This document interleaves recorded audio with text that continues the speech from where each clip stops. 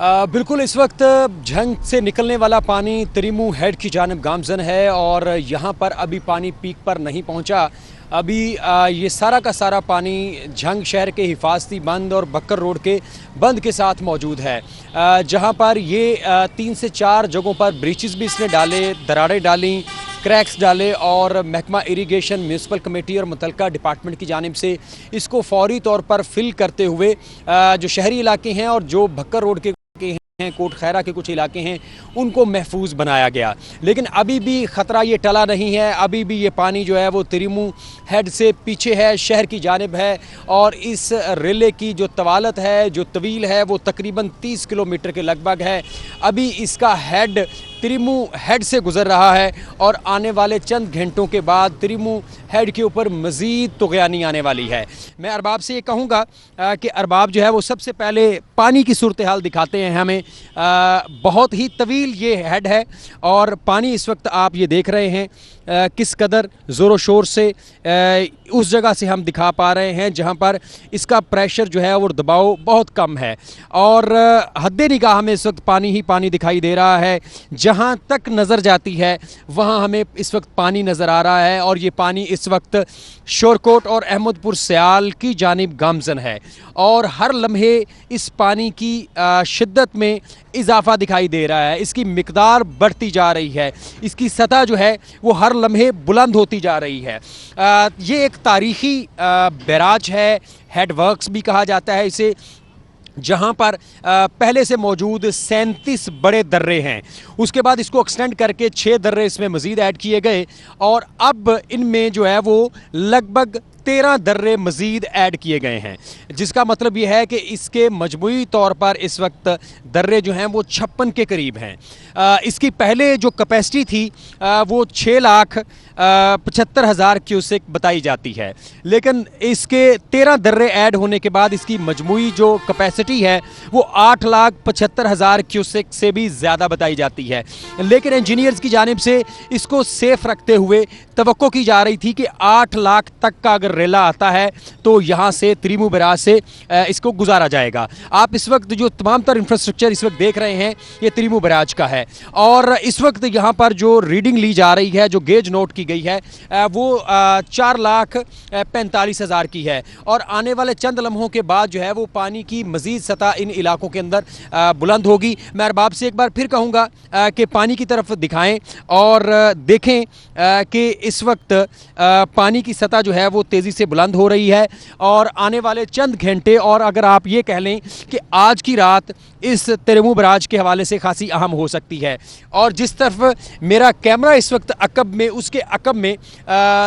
जो 18,000 का बंद है वो मौजूद है, उसको बचाने के लिए भी जो है वो इंतज़ामिया, सेक्रेटरी इरिगेशन, कमिश्नर फैसलाबाद इस वक्त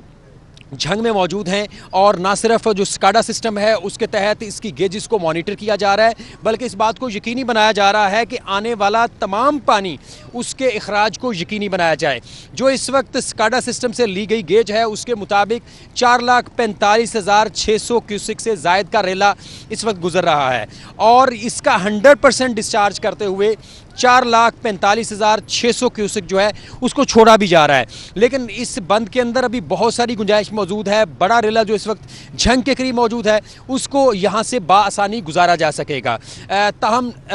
इस वक्त ज़ाहरी तौर पर नज़र ये आ रहा है कि तिरिमू बैराज के ऊपर बड़ा दबाव नहीं आएगा और 18,000 का जो बंद है, जो 18,000 जिससे महफूज किया जाता है उसको महफूज रखा जाएगा। लेकिन इसके बावजूद हंगामी सूरत हाल को मद्देनज़र रखते हुए इंतज़ामिया से यहाँ से 5 से 6 किलोमीटर दूर जो 18,000 तहसील है उसकी कमर्शियल मार्केट्स, दुकानें, घर जो हैं उसको पहले ही खाली करवा लिया गया था कि ताकि किसी भी हंगामी सूरत हाल में अगर 18,000 का बंद तोड़ना पड़ता है तो इससे पहले जो है वो पेशगी इंतजामात जो हैं वो किए जा सकें। अब जब पानी तिरिमू बैराज से गुजर जाएगा तो आप ये समझ लें कि झंग से 75% ख़तरा जो है वो टल जाएगा। लेकिन इसके बाद भी ये पानी जब बाहू पुल से गुजरेगा तो यहाँ पर एक और बड़ा चैलेंज है कि बाहू पुल की कैपेसिटी ज़राए के मुताबिक 6 लाख क्यूसिक के लगभग है।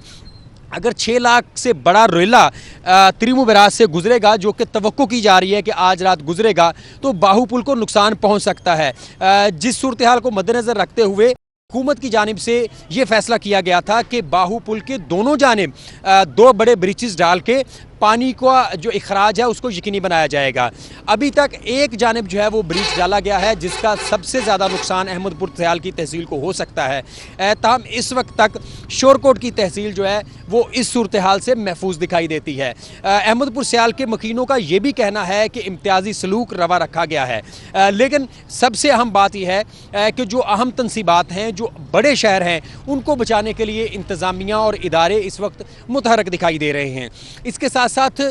वो इलाके जो कि इस वक्त दरियाई हदूद के अंदर मौजूद हैं, बंद के अंदर मौजूद हैं, उनकी क्या सूरत हाल है, इंतज़ामिया इदारे अभी तक बेखबर है, क्योंकि अंदर तक रसाई जो है वो मुमकिन नहीं। इंतज़ामिया की जानिब से जो अदाद-ओ-शुमार जारी किए गए थे उसके मुताबिक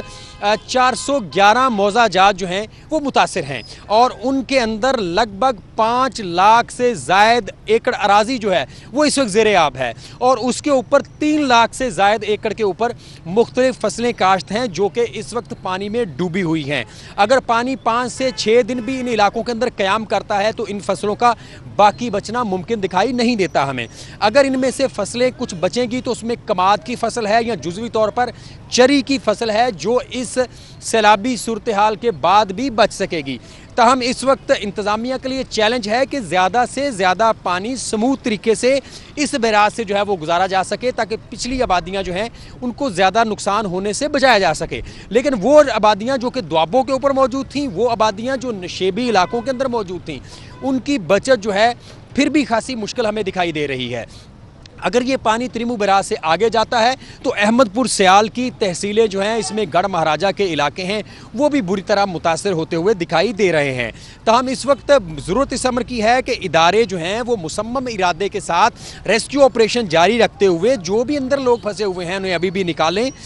दिन ढलना शुरू हो चुका है और अभी ये कई घंटे पानी यहाँ पर रुकेगा, जिसके बाद जो है वो मुमकिन तौर पर जो है वो इससे आगे बढ़ना शुरू होगा और तमाम का तमाम दबाव जो है वो त्रिमू बैराज के बाद